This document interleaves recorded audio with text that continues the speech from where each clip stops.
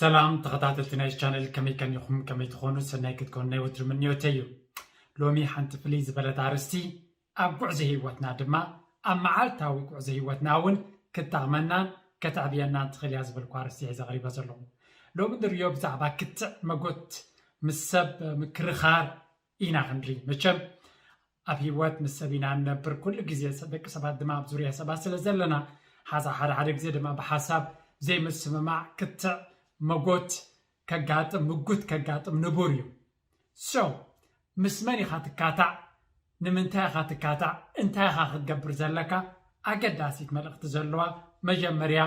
بزانتا خجمريا إذا زانتا زيا نخلنا كتمهرانان كتنكحنا تخليا كان مجمريا تا فيديو لايك أبوا نابكالوت منتان كتبازا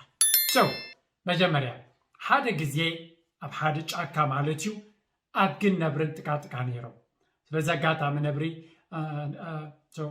ተአድግነት ነብርን ታይለ ሓቶ ሳዕረሲ ሰማያዊው ይብሎ ነብርኻ ኣነኳ ሳዕሪ በልዕን የግን እታኑ ዝፈልጦን ዝርዮን ሳዕሪ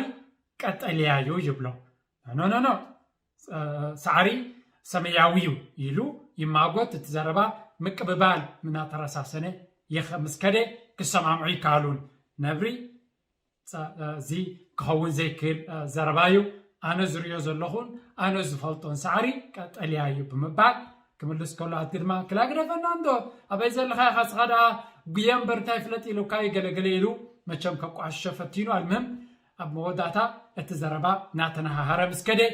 مبار نبدأنيا عن كيدينا تباهي لهم مالوتيو نبدأنيا كداني يخدو نايج أكا دانيا ويكا أيامن ينتهيلنا كنا نفلتينا أنبسايو ناب أنبسايو خدو كداني مالتيو هجي كدمناو مخادو نبري بزو عينة مرقاقز كأوروبا لتقاليو زي سعر الزريو كالوت أب كال عدوهم كوميو كم زي كالوت الساتات ولا مرقاقز كأوروبا لفتينو نو سعري سماياوي بلا كالو غيلو أدقي غبت مچب تهريو ناب دانيا يخدو ناب تدانيا زلو وچ أكام سكدو ناب أنبسا مالتيو أدقي كابرحوق مالتيو أيام بس نقولنا جاكا كمل لها مش سعري قطليايو نو مش سعري سماياويو إلي حاتو كمناو مبصحهم عويلو مالتيو أم بس هذا ما بسمت انتهم چاو تبلو زلهم قلقلي بلهم دقيم دما تاجي نتيك تاكاي نغري اد سعري مش سماياويو يلي حاتو أم بس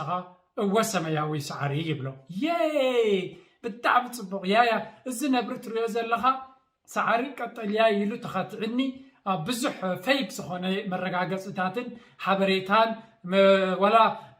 كان حبر زلو سعرون حزلي قريب منني بزحون تغراخيرونن غزيات في الليل بمبال عويلو نتنبسا قريتو اغريبسي سلازي نايز كله زغبرني كقطعلو زنبري يبلنا تنبسا مالتي أنبسا دما تقبلا بالنتاجي واه صبغالها كقطع له نبري كاب حجي نحمشت عمد أفكا خيتخفت نعادجي زخونة نقر كي تزاربو فريدا كالو زخونة يخون نعادجي ما يخون تبو كي تزاربو نحمشت عمد سقطا فريدا كالو يبلو عادجي بز حاقوس فنجعيلو ما تشمنا عند ريخي سعر سمياوي نابلنا دقاقمي أنبسا خميلو نيكو ميلو فريدو مزبلوم قلقلن ساتات من دهريو سعر سماياويو كبل جميرة مالتيو دهريو تأنبسا تنبتي أدقنا تحقوسا مسكده اتنبر قرب يلونا تنبر نتنبسا مالتيو أيام بسا زي سعرسي كتاليا مخانو تفلت إخا كمي يركا كتكاس عن فريدكا يبلو حقا خنزارب تخوينا تخكلا لها سعري كتاليا يوهي تكاكا خانيلو التقاطي عكازو اللي هون سعر سمياو سلو زخونه وي قتليا سلو زخونه ايكونن يلو نمنتاي داكص كانك فل دليلو زقاص عقها مخنيات يلو كما خاز امسله بلح كما خاز امسله فطان نقحز له حيال انسسا حيال فطرسي كمي غيريو مسادقي بزعبا زيتك مارستي ككاتا غزي زباخن نايت زباخن كاي غزي لعلو كل دماس غزي خام بخانن مكتعن تراي زي كونه نعاي بتيخا بالزيت كمارستي مساعد قتا داني تخاطر كامتيخا اب غزيي سلازوز زخلف كانن سلازربش كانن إيا غزياكا ኢልዎ ማለት እዩ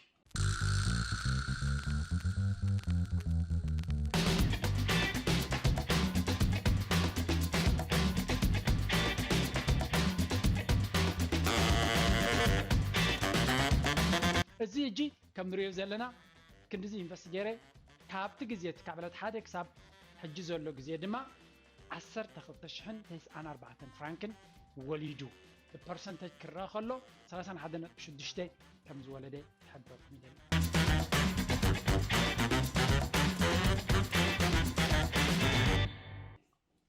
ዛንታ እንታይ ንምንታይ ክነገረና ኢልዎ ዓብ መልእኽቲ ዘለዋ ዛንታ እቲ ኣርስቲ ንጹር እዩ ነይሩ ሰዓር ቀጠልያ ምዃኑ መረጋገፂ ኣይደሊ ነይሩ ትነብሪ ይርዮ ኣሎ ፈሊጥዎ ኣሎ ኣድጊ ግን ከኣምን ኣይደለየ ነቲ ዘሎ ስለዚ ንከኣምን ዘይደለየ እንታይ ክትገብሮ ዘለካ ቤት ፍርድን ናብ መሰኻኽር ናይ ኮንካን እስኪያት ከይ ዘለካ እንታይ ዳ ናብ ሸለልትነት ኢኻ ክትቦ ዘለካ ኢግኖር you just ignore them so እዚያ ድማ እቲ ኣንበሳ ክመረና ፈቲኑ ነቲ ነብሪ ሓደ ሰብ ኣብ ጉዕዞ ህይወትና ኣብ ኩሉ ዘጋጥመና እዚ ግዜና ዘባኽኑ ክትዓት ብፍጹም ዝኾነ ይኹን ፋይዳ ዘይብሎም ጥቕሚ ዘይብሎም ኣብ ህይወትና ይኹን ኣብ ናብራና ዝኾነ ለውጢ ዘየምፁ ንሰዓታት ኢቨን ሓደ ግዜ ንመዓልታት ንሶምናት ዝቐፅል ክትዕን ዘረባን ብዙሕ ግዜ ንዓይ መፀኒ ተኻትዕና ከምዚ ተኻትዕና እንታይ ትፈርደና ኣይምልስን ያኔ ምክንያቱ እቲ ዘካትዕ ነጥቢ ኣገዳሲ እንተዘይኮይኑ መን ይቅዱዕ መን ይጌጋ ዘሎ ኣገዳሲ እውን ኣይኮነን ግዜ ምጥፋእ ስለ ዝኾነ ስለዚ ንስኻ ብሂወትካ ምስ ሓደ ትንፈራይ ትንፈር ጤልያ ዝብል ፀቢብ ኣተሓሳስባ ዘሎ ብጀካ ትናቱ ክትዕ ንክዕወት ወይ ካብቲ ክትዕ ንኸይሰዓር ዳ እምበር ኣብ መንጎ ሓቅን ኣብ ኩንነትን ዘይኩንነትን ኣብ ጭብጥን ዘይጭብጥን ዘይኣምን ሰብ ምስኡ ተኻትዕካ ስዒርካ ተሳዒርካ ብክልትኡ ተሳዒርካን ከሲርካን ኢኻ እዚያ ክትፈልጡ ኣለኩም ምዘይረብሕ ሰብ ምዘይድሊ ሰብ ብዘይድላ ርእስቲ ተጥፍኦ ግዜ ርትዓዮ ኣይትርትዓዮ ተሳዒርካ ኣለኻ ምክንያቱ እቲ ዝኸበረ ግዜ ስለ ትኸስር ዘለኻ ማለት እዩ እዚያ ድማ ታዛ ዓብየት መልእኽቲ ንዘይጠቅም ኣርስቲ እሞ ከዓ ወላ ሓንቲ ክትቅይሮ ንዘይትኽእል ሰብሲ ንዑ ከተእምን ኢልካ ተጥፍኦ ግዜ ጭብጢ ንምድላይ መስኻኽር ንምእካብ መረጋገፂ ንምርካብ ኩሉ እዚ ክሳራዩ ትርጉም እውን የብሉን ቢካዝ ወላ ሓንቲ ረብሓ የብሉ ወላ ዘምፃኻን ተምፃኻ ኣይክትቅይሮን ኢኻ እዚ ከዓ ብተደጋጋሚ ንሪኦ ኣብ ባህርና ደቂ ሰባት ዘምፃኻን ተምፃኻ ሰባት እቲ ዝኣምኑሉ ሓደ ግዜ ኣይቅይሩን እዮም ስለዚ ንዖም ገዲፍካ ናብ ሂወትካ ክትተኩር ኣለካ እታ ካልይቲ ነጥባ ብዚኣታ መልእኽቲ እንታይ እያ እቲ ኣንበሳ ወይ ነብሪ ንኣድጊ ምዃኑ ክቕይርዎ ይክእሉን እዮም you cannot change ንሰባት ክትቅይሮም ኣይትኽእልን ኢኻ ሰባት ንነፍሶም ባዕሎም እዮም ክቕይርዋ ዝኽእሉ ንክቕየሩ ሓበሬታን ፍልጠትን ክትህቦም ትኽእል ኢኻ ክትገልፀሎም ትኽእል ኢኻ ኣብ መወዳእታ ግን ሰባት ንነፍሶም ንሶም ጥራዮም ክቕይርዋ ዝኽእሉ እዚኣ ክትበርሃልና ክትክእል ኣለዋ ንሰብ ካብ ወላ ኣምላኽ እውን ከድሕነካ ይክእልኒ ከምኡ ኮይ ዝብል ኣምላኽ ብዘይፍታውካ እንተተፈቲርካ ብዘይፍታውካ ግን ከድሕነካ ይኮንኩን እዩ ስለዚ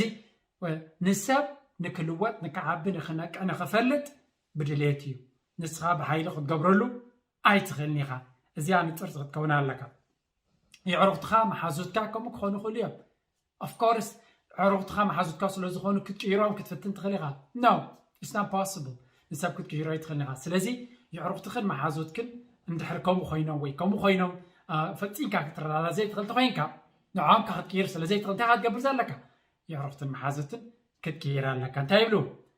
you cannot change your friends but you can change your friends ንዕሩኽትኻ ንመሓዙትካ ክትቅይሮም ከም ሰብ ኣይትኽእልን ኢኻ መሓዙትን የዕሩኽትን ግን ክትቅይር ትኽእል ኢኻ እያ ታብ ጠቕሲ ስለዚ እዚኣ ኩሉ ግዜ ንሰባት ክንቅይሮም ኣይንኽእልን ኢና ንሕና ንቐርቦም ሰባት ግን ክንቅይር መሰል ኣለና ምዘይረብሕ ሰብ ግዜኻን ጉልበትካን ዘባኽን ሰብ ግዜ ምጥፋእ ክሳራ ስለ ዝኾነ ዶንት ኣርጊዩ ኣጌንስት ካልእ ድማ ሓደ ግዜ ሰባት የጋጥሙና ጉዕዞ ሂወተይ እቲ ዝማጎትዎሲ ወላ እንተረቲዖም ካሲ ንሶም እዮም ዝግድኡ ماسي حنقولي ساي انا يحزني ابتمرت كنفعي كلني زبلاكا ويكا انا خمسيه بزعب حمقو يزاربك نو ايكون كان سخان فيخا كومي كون كان صدق نغير لك نو ايكون كون نابلو بقى بالتعمي كاتروخا اتزحزن كفالو نسوم ترتيعمكا تقند ما حسيت شعري زلو ننفسهم سومهم زغد وازلو انصار ربحخا يتكاتا امو داتا اتسخاتا امنو اونتاو تحساسبا ولا جيغان تخونه نسو يشكا كاب مبزحت غزي انتاي بلو نيجاتيف سبا حقنيا حقيو እቲ ኔጌቲቭ ዝሓዝቦ ዘሎ ቅኑዕ እዩ ይብሉ እዚ ኔጌቲቭ እዚ ግን ኣይርባሓካን ስለዚ ንኣብነሲ ክመውት ትኽእል እየ ደገ እንተወፅየ እንተልካ የስ ትኽእል ኢኻ ሓቂ እዚ ከምኡ ኢልካ ኣብ ገዛኻ እንተተኣሲርካ ግን ፅቡቕ ኣይኮነን ዋላ ክትመውት ከኣል ደገ ወፂኻ ንፋስ ክትረብ ምስ ሓድሽ ሰባት ክትላለ ዝበለፀ እዩ ደገ እንተወፅየ ሕማም ክሕዘኒ ክእል ከም ዝኸውን ይኽእል ኩሉ ሓቂ ይከኣል እዩ እዚ ዘረባ እዚ ግን ንዓኻ እዩ ተመሊሱ ዝሃስየካ ሃብታማት ኩሎም ሰረቕቲ እዮም ኣብ ዓለም ጥዑይ ሰብ የለን ነመን ኢኻ ትጎዲ ዘለኻ ንዓኺ ምክንያቱ ኣብ ዓለም ጥዑይ ሰብ የለን ድሕሪልካ ተወዲያ ኣላ ንስኻ ንሰብ ክትቀርባ ኣይትኽእልን ኢኻ ኣብ ዓለም ሕማቓትን ጥዑያትን ሰባት ኣለው ብዙሕ ግዜ ጥዑያት ሰባት እዮም ካብ ዘጋጥሙና እንድሕሪልካ ምስ ሰባት ክትራኸብ ትኽእል ስለዚ እቲ ንዛረቦ ቋንቋ እቲ ንብሎ እቲ ንማጎቶ ነገር እንተወሓደሲ ምስቲ ናትና ህይወት ረብሓውን ክኸይድ ኣለዎ እንታይ ማለት እየ እቲ ንካትዑስ ኣብ መወዳእታ ንሂወትና ድሕሪ ዝመፀና ክኸውን የብሉ እዚ ድማ ብዙሕ ግዜ ንሰባት ክትእምኖም ትፍትን እኒኻ ግን ይኣብዩኻ ተሓዝን ድማ ንዓይ ስለዚ ኣመኑ ዘይኮነሲ እቲ ዝኣምንሉ ዘለውሲ ክሳብ ክንደይ ይጎድኦም ከም ዘለዎ ዘይምርዳእ ማለት እዩ ብሓፈሻ ግን እዛ ርእስቲ እዚኣ ኩሉ ግዜ ምስ መንካታዕ እንታይ ዓይነት ሰብ እዩ ዘካትዓና ዘሎ ፈሊጥና ሂወትናን ጉልበትናን ክንዕቅብ ንኽትሕግዘና ኢለ እዛ ጥዕምቲ ዛንታ ነጊረኩም ከም ወትሩ እንተፈቲኹማ ላይክ ኣብዋ ናብ ሓውኹም ናብ ሓፍትኹም ይሕልፍዋ ምክንያቱ ንዖም እውን ክትጠቕሞምን ክትልውጦምን ስለትኽእል ከም ወትሩ ናትኩም ሓሳባት ናትኩም መተባብዒ ካላት ድማ ኣብ ኮሜንት ሰክሽን ክፅበየኩም እየ እናበልኩ ነዛ ዛንታ ብሕፅር ዝበለ ኣብ ዝኽውድየ ኣብ ካልእ ኣርእስቲ ኣብ ሓፂር ግዜ ክሳብ ንራኸብ ደሓንኩ ንብለኩም ስሰናዩ ቻው